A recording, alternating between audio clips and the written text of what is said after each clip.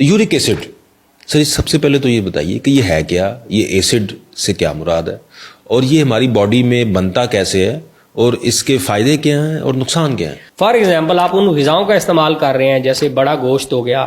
اور سبز پتے والی سبزیاں ہو گئیں یا دالیں چند قسم کی، وہ ان کے استعمال بڑھانے سے آپ کا یورک ایسڈ زیادہ پیدا ہوگا۔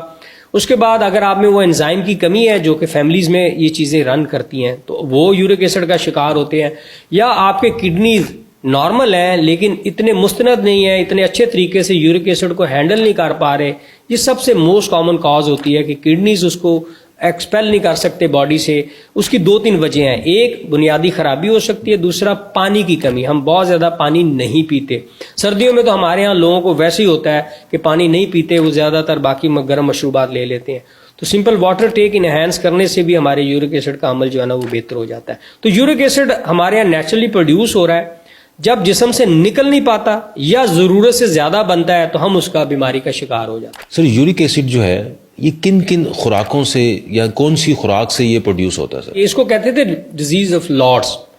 کہ یعنی آپ نے مرغن کھانا کھایا جس میں آپ نے امیروں کی بیماری، آپ نے ایک دعوت اڑائی جس میں آپ کا بیف تھا، مٹن تھا، جو بھی تھا آپ نے کھایا، اس کے ساتھ آپ نے اگر کوئی ایسی بیوریجز استعمال کی جس میں الکوہل ہے، اور اس کے بعد آپ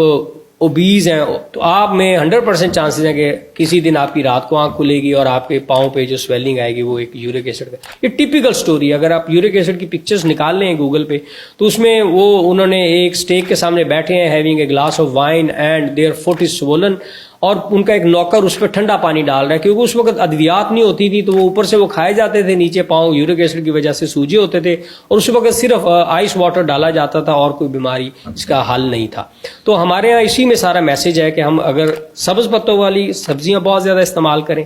اور بڑا گوشت خاص طور پہ، اس کے علاوہ کوئی بھی میٹ اس کو پیدا کر سکتا ہے، لیکن سب سے زیادہ جو ہے نا دالیں اس کی وجہ بنتی ہیں، اور اس میں چاول کا کوئی رول نہیں ہے۔ ہمارے یہاں لوگوں میں بڑا مت ہے کہ چاول وہ چھوڑ دیتے ہیں، یہ چاول کا کہیں بھی رائس کا اس کے بیماری کے پروڈکشن میں کوئی عمل دخل نہیں ہے۔ مثلاً وہ دالیں بھی چھوڑ دیں، وہ گوشت بھی چھوڑ دیں، وہ روٹی بھی چھوڑ دیں، تو سر وہ کھائیں کیا؟ میں ایک بڑی اچھی حوالہ دیتا ہوتا ہوں کہ اگر آپ سب سے پہلے کہ ہمارے ہاں ہمیں ضرورت کے تحت نہیں کھاتے، ہم بھوک کے تحت کھاتے ہیں، پھر اس میں جو اچھا لگتا ہے وہ ہم کھا لیتے ہیں، تو اس سے ہمارے فوڈ کا جو امبیلنس ہے وہ بھی ہماری بہت ساری بیماریوں کی وجہ بنتا ہے، اور یورک ایسڈ میں سے نمبر 1 ہے۔ اور اس کے حساب سے پھر ہمارا کھانے پینے کے چیزوں کو ہم اگر ریگولیٹ کر لیں تو یہ ہمارا عمل بہت بہتر ہو سکتا ہے۔